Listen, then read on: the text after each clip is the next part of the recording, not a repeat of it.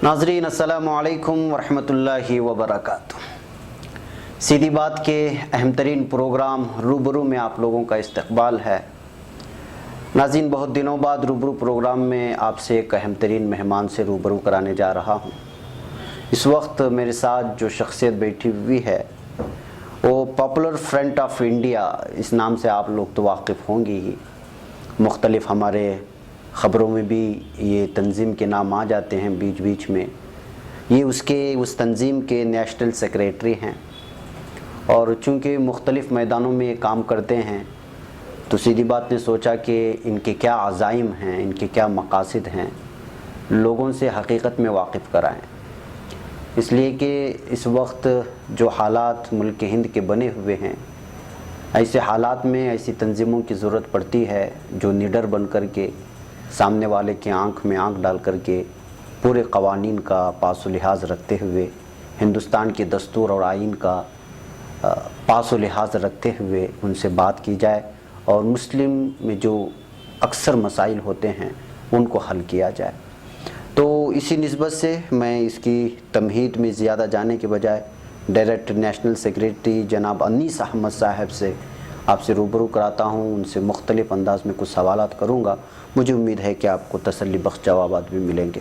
तो अनीस अहमद साहब, आपका ताल्लुक़ बेंगलुरु से है?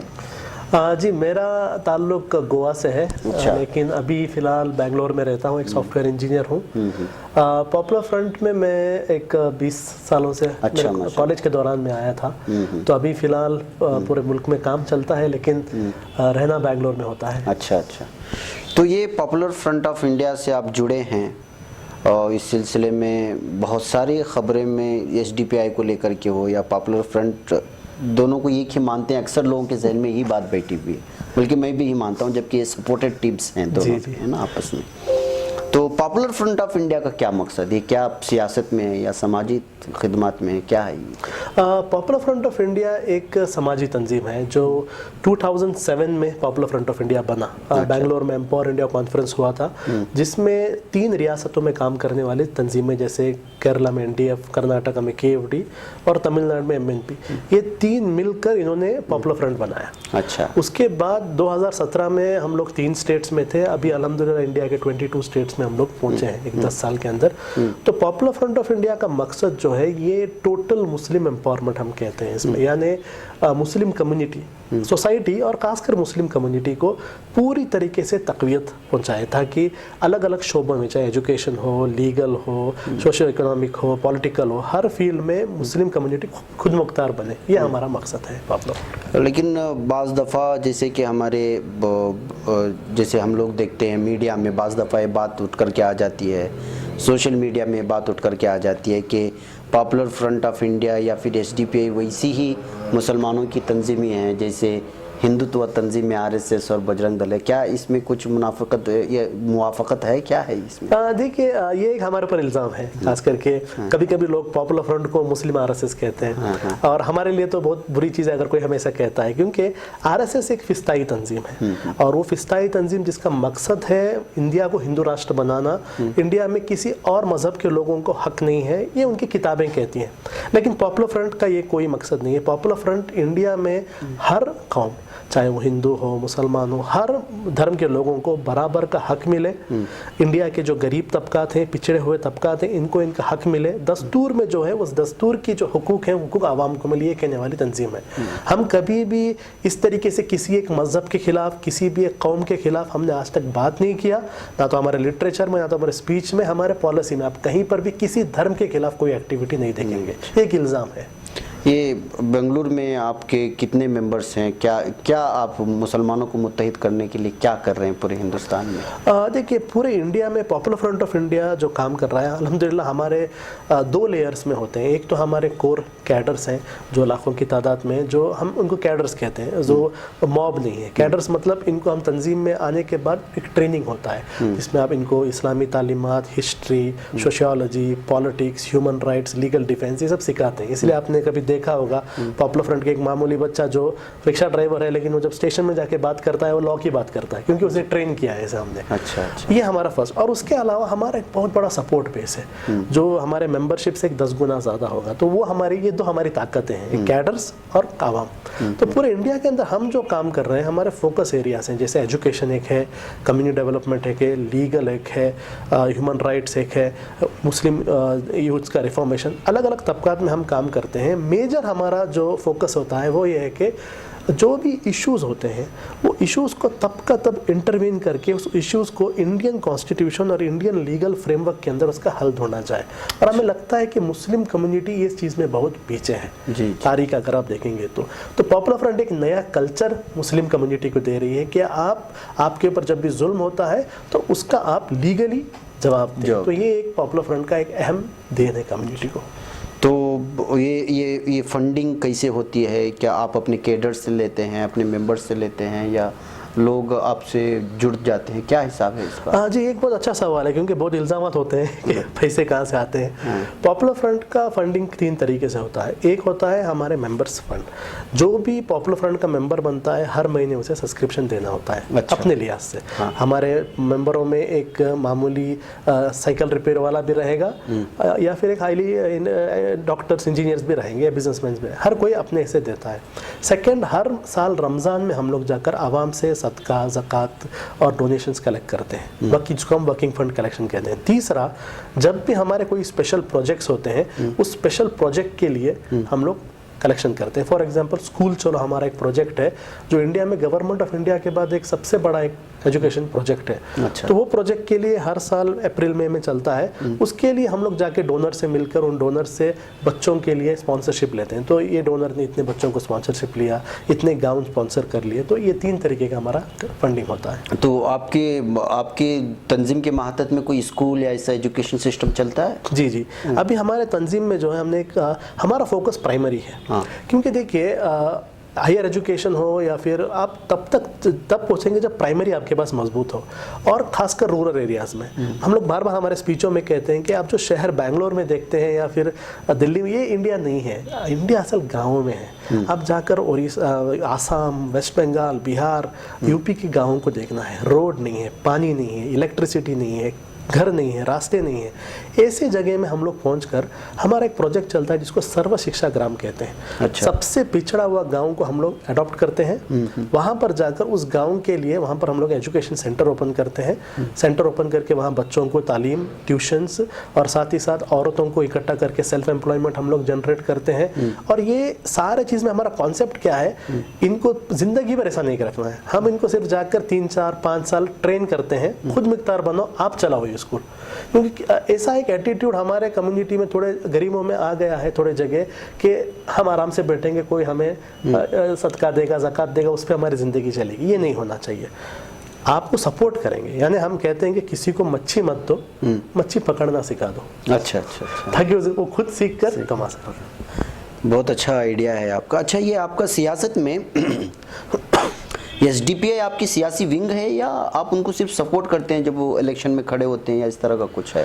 देखिए, एसडीपीआई जो है, इसका शुरुआत में पॉपुलर फ्रंट ऑफ इंडिया का एक हाथ था। जैसे 2009 में एक नेशनल पॉलिटिकल कॉन्फ्रेंस कैलिकट में हुआ था, पॉपुलर फ्रंट ने किया था, और उसमें ये बात उठ के आई थी कि इंडिया के अंदर ऐसी एक मुतबादिल सियासत होनी चाहिए, तो और जिसमें मुसलमानों का लीड रोल होना चाहिए। उस कॉन्फ्रेंस के बाद पॉपुलर फ्रंट के लोग और दूसरे बहुत सारे मुस्लिम एक्टिविस्ट मिलकर उन्होंने एसडीपीआई बनाया 2009 जुलाई में।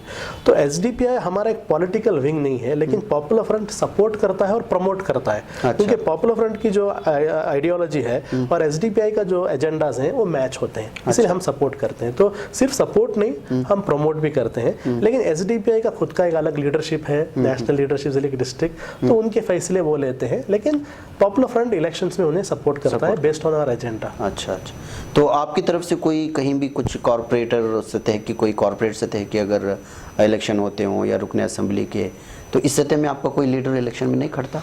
पॉपुलर फ्रंट से तो हम नहीं करते, लेकिन बहुत सारे पॉपुलर फ्रंट के मेंबर्स एसडीपीआई से कंटेस्ट किए हैं, कर जीते भी हैं, हारे भी हैं। और पॉपुलर फ्रंट बहुत से एसडीपीआई के कैंडिडेट्स को हम सपोर्ट किए हैं। तो पॉपुलर फ्रंट का एक पॉलिसी है, हम पॉपुलर फ्रंट एज ऑर्गेनाइजेशन हम लोग इलेक्शन में कंटेस्ट नहीं कर सकते, नहीं कर सकते।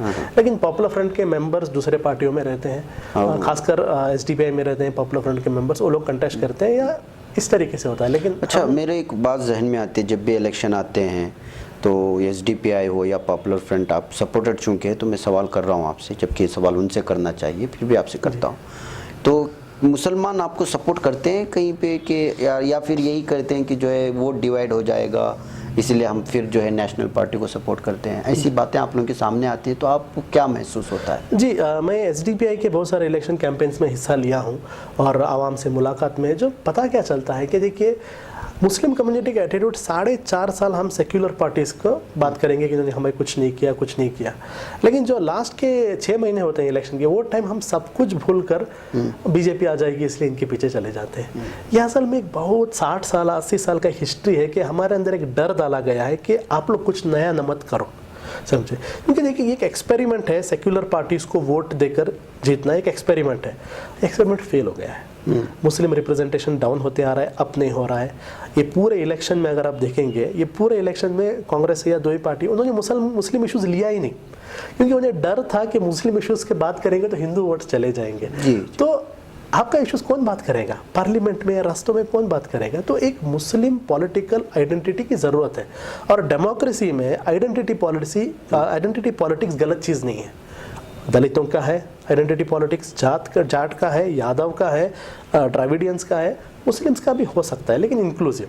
तो हम क्या कहते हैं कि ये ट्रेंड बदल रहा है, क्योंकि अभी आप एसडीपीआई का वोट शेयर्स भी अगर आप देखेंगे, शुरुआत में 10 साल पहले जब वो कंटेस्ट किए थे इतना नहीं था, लेकिन अब बढ़ते जा रहा है। तमिलनाडु में देखेंगे तो एक बहुत मेन स्ट्रीम पार्टी जो दिनकरन की है, उसने अलायंस किया है एसडीपीआई के साथ। तो इस तरीके से एक ट्रेंड बदल रहा है, और मैं मुस्लिम कम्युनिटी पूरे इंडिया घूमता हूँ, मुझे लगता है कि जो एक नया जनरेशन कम्युनिटी में आ रहा है, इसके अंदर वो एक ख्वाहिश है कि हम अभी दूसरों के पीछे नहीं जाएंगे, हम अपना एक सियासी ताकत बनाएंगे। अच्छा। और ये एसडीपीआई जैसे पार्टियों के लिए बहुत फायदेमंद होने वाला है। तो यानी कि जो गलती हम ही लोगों की, कुछ लोगों की वजह से है कि हम लोग जो है इन लोगों से एक पार्टी को डर के दूसरी पार्टी को सेलेक्ट करते हैं, और वो सेलेक्टेड पार्टी हमारे से धोखा करती है, यही कहना है। नहीं, देखिए, आप सोचिए 70 सालों में हम इलेक्शन में जो मुस्लिम कम्युनिटी वोट करती है, हम वोट किस एजेंडा में कर रहे हैं? पहले बोले अडवाणी आ जाएगा, फिर बोले मोदी आ जाएगा, अब बोल रहे योगी आ जाएगा, योगी के बाद साध्वी प्रज्ञा आ जाएगी। ये हमेशा हम लोग दूसरों के लिए वोट करते हैं, अपने लिए वोट नहीं करते। कितना बुरी चीज़ है कि एक 22% या एक ऑलमोस्ट 14% रहने वाली एक मुस्लिम कम्युनिटी इंडिया की, इसकी पॉलिटिकल अप्रोच ही नेगेटिव है। हम दूसरों के लिए वोट देते हैं, सियासी सोच बूझी नहीं है, नेगेटिव सोच में हम लोग जा रहे हैं। जब हमारा पूरा सोच ही नेगेटिव रहेगा, हम वोट ही नेगेटिव में दे रहे हैं, तो हम क्या सिखा रहे हैं अपने नए नस्लों को? मैं देखता हूँ थोड़े मस्जिदों में कॉलेज जाने वाले छोटे छोटे बच्चे हैं, देखो ये बच्चों ने बाबरी मस्जिद नहीं देखा, ये बच्चों ने गुजरात नहीं देखा, इन्हें कुछ पता नहीं, लेकिन इन बच्चों को भी हम लोग डरा रहे हैं। हमारे प्रोग्राम जो अलग अलग मुस्लिम लीडर्स और मुस्लिम तंजीमें डरा रही हैं कि आप बीजेपी आ जाएगी। अरे ये बच्चे, इनके अंदर एक ऊर्जा है, इनके अंदर एक मोटिवेशन है, कुछ करना है आगे जाकर, उनके दिलों में अगर आप डर डालेंगे तो क्या होगा हमारा फ्यूचर? तो पॉपुलर फ्रंट कहता है डर निकालो, जी, डर निकालो। हम एक डेमोक्रेटिक कंट्री में रहते हैं, इंडिया में हुकूमत किसी पार्टी की नहीं, कॉन्स्टिट्यूशन की है। हम डेमोक्रेटिकली अपना एक इज्जत के साथ अपना एक हक बनाएंगे, चाहे सियासी हो या सामाजिक हो। तो ये पॉपुलर फ्रंट की एक सोच है। अच्छा, अभी बेंगलुरु में भी एक कारपोरेटर का एक इलेक्शन होने वाला है इधर हाल ही में, तो उसमें भी एसडीपीआई कॉन्टेस्ट कर रही है आप लोगों की? जी, जहाँ तक मुझे पता चला है कि एसडीपीआई भी कंटेस्ट कर रही है। सगाईपुरम में मुजम्मिल पाशा उसके कैंडिडेट हैं, और पॉपुलर फ्रंट डिस्ट्रिक्ट की तरफ से पता चला है कि पॉपुलर फ्रंट की डिस्ट्रिक्ट सपोर्ट कर रही है। अच्छा। तो पॉपुलर फ्रंट का पूरा सपोर्ट रहेगा मुजम्मिल पाशा को, जो यहीं के हैं। तो एक पॉपुलर फ्रंट एक अहम रोल प्ले करेगी इस इलेक्शन में भी। जिस तरीके से एसडीपीआई को जो सपोर्ट चाहिए पॉपुलर फ्रंट की तरफ से, पॉपुलर फ्रंट देगी सपोर्ट। अच्छा, आप, मुझे पता चला है कि आप सोशल मीडिया में भी पॉपुलर फ्रंट एकदम हाई फाई लेवल में रहती है, ट्विटर में हो, फेसबुक में हो, या अपनी वीडियोस बनाना है, तो आप सोशल मीडिया को नेक्स्ट जनरेशन के लिए या फिर आने वाले दिनों में क्या महसूस करते हैं कि ये टेलीविज़न को ख़त्म कर देगी, क्या हिसाब है? जी बेशक वही ट्रेंड लग रहा है और मुस्लिम कम्युनिटी इसमें बहुत पीछे है। देखिए क्या है कि हम ट्रेंड फॉलोअर्स हैं, ट्रेंड सेटर्स नहीं हैं। आज से 20-25 साल पहले जो न्यूज़ चैनल्स लोगों ने शुरू किए, हम लोग आज भी बात कर रहे हैं कि हमारे पास न्यूज़ चैनल होने चाहिए। हमारे पास न्यूज़ चैनल होने की ज़रूरत नहीं है। अगर आप न्यूज़ चैनल बनाएंगे तो उसका हालत भी उर्दू पेपरों जैसी होगी। हम ही करेंगे, हम ही छापेंगे, हम ही पढ़ेंगे, कोई और पढ़ने वाला नहीं है। तो आज ज़रूरत यह है कि जो फ्यूचर मीडिया है उसके बारे में एक सोच होना चाहिए। तो फ्यूचर क्या है? वेब बेस्ड मीडिया है, न्यूज़ चैनल्स बंद हो रहे हैं, बीबीसी बंद होने वाला, मतलब बीबीसी का रेटिंग्स डाउन हो रहे हैं, लोग देख नहीं रहे हैं सैटेलाइट चैनल, हर कोई मोबाइल में देख रहा है। अब आप कंपेयर कीजिए कि इतनी बड़ी एक इंडिया की मुस्लिम कम्युनिटी, इतने बड़े एक अपॉर्चुनिटी, इसके लिए करोड़ों नहीं चाहिए, एक आदमी रूम में बैठ के कर सकता है। क्या कर रहा है इसके लिए? हमारे कम्युनिटी के जो बड़े बड़े तंजीमें हैं, कम्युनिटी के जो बड़े बड़े फाइनेंशियली साउंड लोग हैं, वो लोग ऐसे इनिशिएटिव्स को सपोर्ट कहाँ कर रहे हैं? तो ऐसे इनिशिएटिव्स को सपोर्ट करना है, क्योंकि ये फ्यूचर मीडिया है। समझे, अब आपका जैसा एक चैनल, आप एक रूम में बैठ के पूरे इंडिया के इश्यूज़ को पब्लिक के सामने पहुँचा रहे हैं। एक घंटे में मुझे लगता है लाखों लोग बात समझते हैं। तो this is what is future. तो मैं वही कहता हूँ कि हमें फ्यूचर के बारे में सोचना है। तो न्यूज़ चैनल्स का तो लगता है कि वक्त जा रहा है, वैसे भी अपनी इज्जत उन्होंने खो दी है इस गवर्नमेंट की चापलूसी करके, लेकिन सोशल मीडिया एक बहुत बेहतर एक ऑप्शन है, खासकर इंडिया में मुस्लिम कम्युनिटी के लिए भी और ऑप्रेस सेक्शन, दलित हों, ट्राइबल्स के लिए भी। हमको ऐसे इनिशिएटिव ज़रूरी हैं इसमें। एक आखिरी मैं सवाल आपसे पूछता हूँ चलते चलते कि इलेक्शन हो गया 2019, अभी एग्ज़िट पोल का अभी 3-4 दिन बड़ा हंगामा चलेगा। एग्ज़िट पोल्स अभी जो कल रात से ही वो लोग शुरू कर दिए कि जो है 224 मेजॉरिटी आ रही है, 304 आ रही है, 305 आ रही है, यानी जहन सेटअप हो रहा है हिंदुस्तानी पब्लिक का कि ऑलरेडी वो जहनी तौर पे तैयार हो जाए। अब वो घोटाला हो जाए, क्या हो जाए, वो बात की बात है। तो इस एग्ज़िट पोल के दरमियान में आप क्या कहना चाहेंगे? अगर एग्ज़िट पोल आ गया, बीजेपी दोबारा आ भी गई, महसूस नहीं होता अगर रियलिटी में अगर है, अगर जितना जो मीडिया पेश कर रहा है जिस अंदाज में पुलवामा हमले के बाद, अगर हिंदुत्व कहें या हिंदू के वोट पूरे उधर चले गए हैं, जहन साजी हो गई है कि जिता करके लाना है मोदी को, पाकिस्तान को सबक सिखाने के लिए, उनकी जो मेंटालिटी है, तो क्या लोगों को डरना चाहिए? देखिए, एक तो एग्जिट पोल्स है। अभी ऑस्ट्रेलिया के इलेक्शंस में एग्जिट पोल पूरी तरीके से फेल हो गया था, और इंडिया के पूरे हिस्ट्री में अगर आप देखेंगे 2014 में भी इन्होंने कहा था बीजेपी को 280 मिलेंगे, लेकिन एनडीए को, लेकिन 300 ऊपर चले गए, बोल नहीं सकते। लेकिन for the sake of argument आ भी गई बीजेपी। आ भी गई तो होगा क्या? क्या फिरौन कब्र से उठ के बाहर आ जाएगा? क्या नमरूद कब्र से उठ के बाहर आ जाएगा? क्या इससे बड़े चैलेंजेस हमने नहीं देखे? देखो, एक पार्टी है यहाँ पर बीजेपी, मैंने जैसा कहा, इंडिया में बीजेपी की हुकूमत नहीं है, कॉन्स्टिट्यूशन की हुकूमत है। आप कॉन्स्टिट्यूशन को समझो, अपना लीगल हक समझो, और सबसे बड़ी चीज़, डरने की ज़रूरत नहीं है। डरने की 5 साल थे। अब हम पॉपुलर फ्रंट से हैं, सब लोग जानते हैं, हमें टारगेट किया गया था, एनआईए को हमारे पीछे लगाया गया था, ईडी को, बहुत सारे लोगों को हमारे पीछे लगाया गया था, और हमें लोग कहे थे कि आप लोग छुप जाओ, आप लोग खामोश हो जाओ, या लोग आपको छोड़ेंगे नहीं। नहीं, हमने कहा देखो, पॉपुलर फ्रंट का डीएनए ऐसा नहीं है। हमको आप हमारे ऊपर जितना पीछे पड़ेंगे, हम उतना सामने उठ कर आएंगे, बताएंगे हम कोई गलत काम नहीं कर रहे, आप प्रूव करके हम कोई गलत काम नहीं कर रहे। और जैसा आप कॉन्फिडेंस में आते हैं, आप दूसरों को कॉन्फिडेंस देते हो। तो मेरी आपके चैनल के थ्रू जो भी लोग सुन रहे हैं, उन सबसे मेरी दरख्वास्त ये है कि खौफ, डरना, मायूसी, इसके बारे में फिक्र ही मत कीजिए। और इंडियन मुस्लिम्स को तो टेंशन ही नहीं करना है। हमने जो है 1857 देखा, जिसमें अंग्रेज़ों ने तो पूरी की पूरी मुस्लिम उलमाओं को ख़त्म कर दिया था, मुस्लिम जो हुक्मरान थे ख़त्म कर दिया था। क्या जिंदा नहीं है? 1947 के बाद तो जो भी मुस्लिम बड़े बड़े इंटेलेक्चुअल्स थे, पैसे वाले, सब चले गए थे। 5 करोड़ ऐसे मुसलमान थे जिनके ऊपर इल्ज़ाम था पार्टीशन का। क्या जिंदा नहीं है? बाबरी मस्जिद के बाद पूरे इंडिया में दंगे किए थे कि मुसलमानों का पूरा एक मायूसी आ गया था। क्या अभी कैसा है? जिंदा नहीं है क्या? है ना। तो ये कम्युनिटी को हमने क्या बहुत छोटा समझ लिया? नहीं, ये बहुत ही बेहतरीन कम्युनिटी है, बहुत बेहतरीन लोग हैं इसके अंदर, बहुत बेहतरीन क्वालिटी है। हमें अपना स्ट्रेंथ समझना है, बस कॉन्फिडेंट के साथ सामने रुकिए, डरिए मत, जैसा भी चैलेंजेस आता है उस चैलेंजेस को अल्लाह पर यकीन रखकर हस्बुनल्लाह कहकर हमें उन चैलेंजेस को इंडियन कॉन्स्टिट्यूशनल सेटअप के तहत, इंडियन लीगल सेटअप के तहत हमें फेस करना है। इंशाल्लाह कामयाबी होगी इंशाल्लाह। तो नाज़रीन, ये थे हमारे पॉपुलर फ्रंट ऑफ इंडिया के अनीस अहमद साहब जो नेशनल सेक्रेटरी हैं।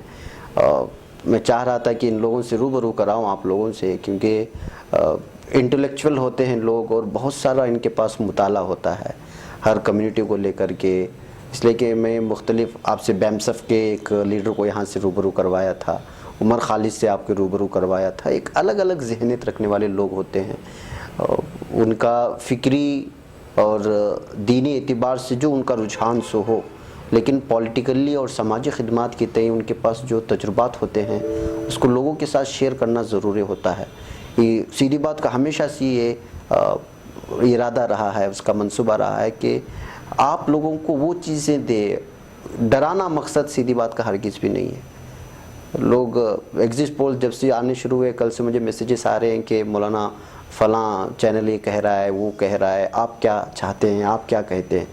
भाई एग्जिट पोल्स पर हम लोग ईमान और यकीन क्यों रखते हैं, ये बात असल है।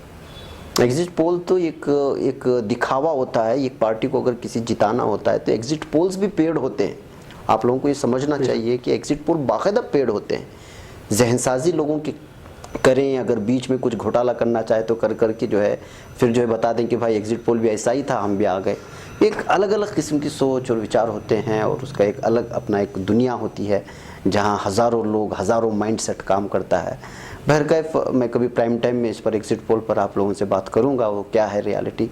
फ़िलहाल मुझे और अनीस भाई को जो है इजाज़त दें और देखें कि जो इनमें से सबसे अच्छी चीज़ तो मुझे आज इंटरव्यू में इन्होंने जो बात कही है वो है कि हम लोग जो है घबरा करके अपनी सियासी सूझबूझ को ख़त्म कर चुके हैं। इस सियासी सूझबूझ को दोबारा वापस लाना है और किस अंदाज में ला सकते हैं।